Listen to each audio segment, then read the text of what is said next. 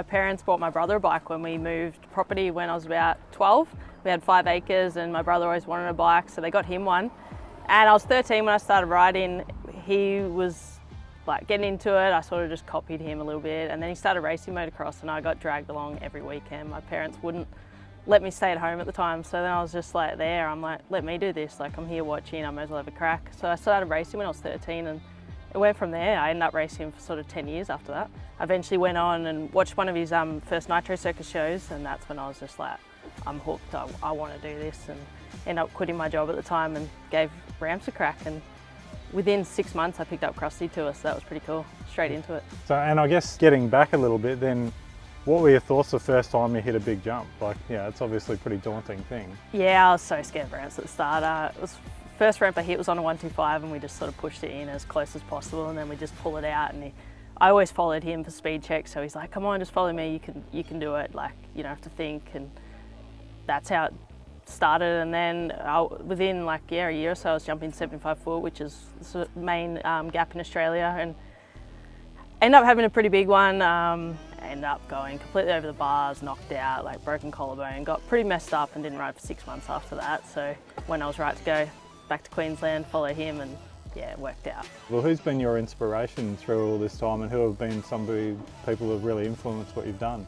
I'd have to say my brother's like biggest inspiration for everything, and just my drive behind everything. Just, I don't know, he's always really pushed me. He wanted to see me do good. He wanted to see me be that only girl out there, and he doesn't see a girl to guy any different. If he can do it, I can do it. So he's just, yeah, pushed me into everything, and I have him to thank and wouldn't be here without him. So I'm stoked, like I'm good we have that competition between each other, and it's been good. And to travel the world together I think is one like massive thing. And then we did the tandem freestyle, which was so much fun. Being able to talk to someone like in a show, it's pretty different to freestyle. Normally you're out there on your own with a big crowd, and we're on one bike, so to communicating, he'd be like, we'd land a trick and be like, how'd you go, did you do it? And we're like, yeah, and we'd be so stoked, so it was fun. And so moving on to other stuff that you've done, like some of the dirt circuit stuff, and even like I've seen some pictures of you out there on a Harley. Like, tell me about that. Yeah, since coming back from Europe and sort of just putting freestyle to an end professionally, I've taken up road riding, probably the biggest thing.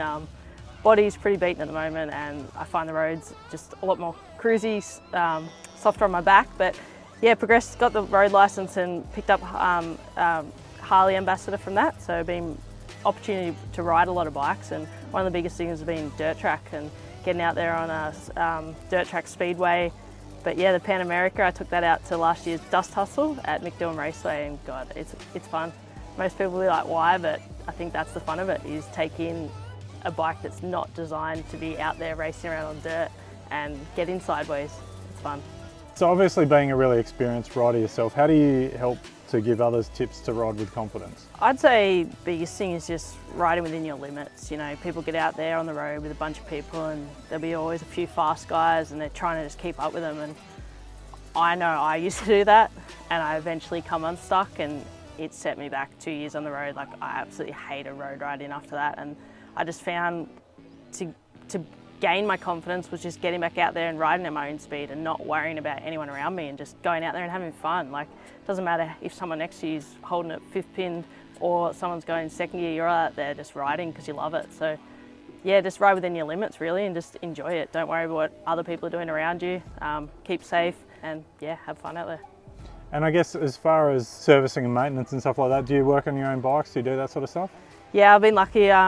Sort of do everything myself, to be honest, other than some major servicing. But general maintenance, you know, oil change, air filters, sprockets, chain, brake pads. I've changed a tyre once, which I'll probably never do again. But yeah, all the little things I can do. So people probably don't realise that like freestyle motocross brakes are quite important, as they're probably thinking that you're just jumping through the air. I mean, explain how important they are.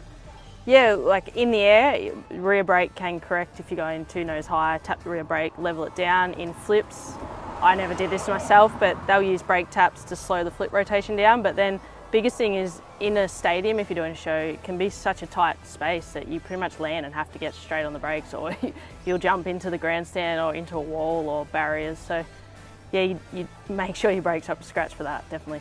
So I guess as far as bike culture and stuff like that, I mean, me personally, I kind of feel like, unlike cars, bike riders are bike riders. We're all into two wheels, no matter whether it's a Harley or a freestyle motocross bike or a cafe racer, but you're lucky enough to work for Unit, so you're working in the industry as well. I mean, how does it feel for you to work in a role in the motorbike industry, but also be surrounded by bike people all the time?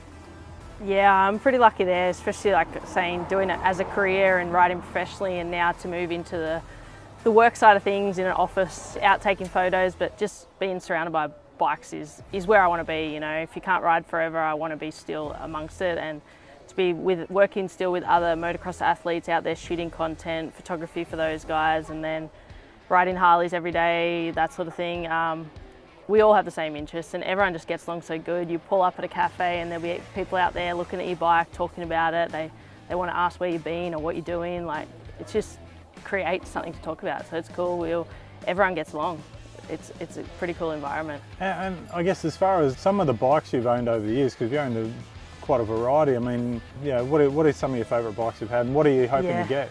First ever bike was a XR80, 1986 model I think at the time, so a couple of years older than me, and we had so much fun on the XRs. Just the things are unstoppable, and funnily enough, we've all gone and got out XR100s now, and I got like a 2000 model at the moment, but the things are that fun and we have so much fun. A friend's got a little grass track and all get down there, kids, chuck them on, go for laps, races, time trials. We'll chuck even head torches on, go down the bush at night. One of my favourite bikes I had was my first ever CB250, and that thing was built to a cafe racer, and I loved it. The thing was little, you just felt like you could race through the hills holding it wide, and yeah, just good memories. But now progressing through the Harleys, the bigger bikes, just that sound, that feeling, up high with your arms, like just weaving through the hills, it's pretty cool.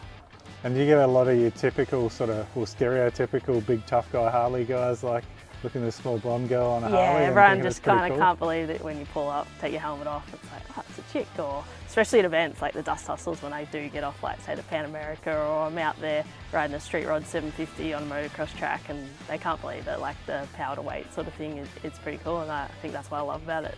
Well, thanks so much for your time, it's been awesome. Thank you, it's been cool. Let's get out there on the road. Bendix Moto.